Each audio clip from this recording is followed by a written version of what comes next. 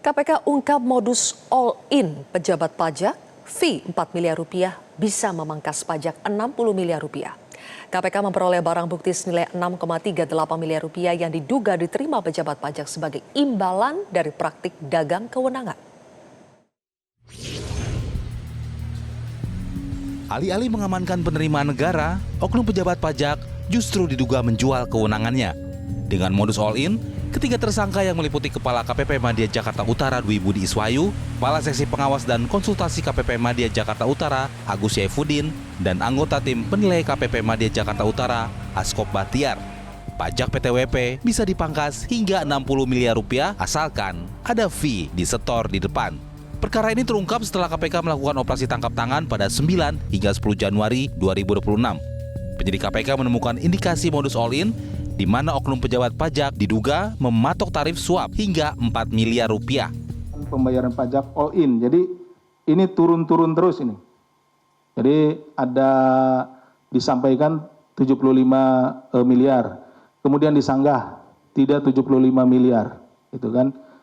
Sampailah turun itu ya oleh saudara AGS ini bahwa ya sudah Anda PTWP membayar all-in sebesar 23 miliar.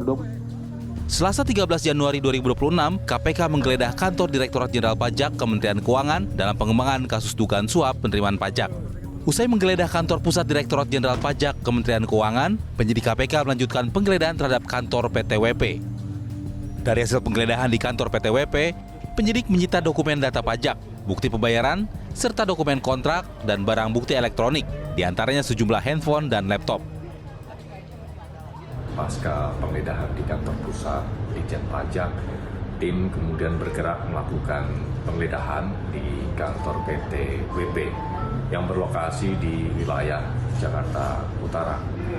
Dalam penggeledahan tersebut, tim mengamankan sejumlah barang bukti dalam bentuk dokumen dan juga barang bukti elektronik.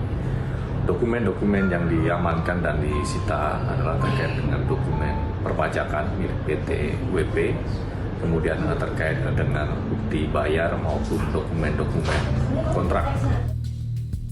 Skema ini bukan sekedar pelanggaran administratif, melainkan rekayasa pemeriksaan pajak.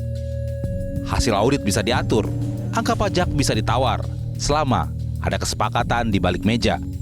Penggeledahan dilakukan untuk menelusuri dokumen pemeriksaan, alat komunikasi hingga aliran dana yang diduga menjadi bukti adanya praktik jual beli kewenangan di tubuh otoritas pajak.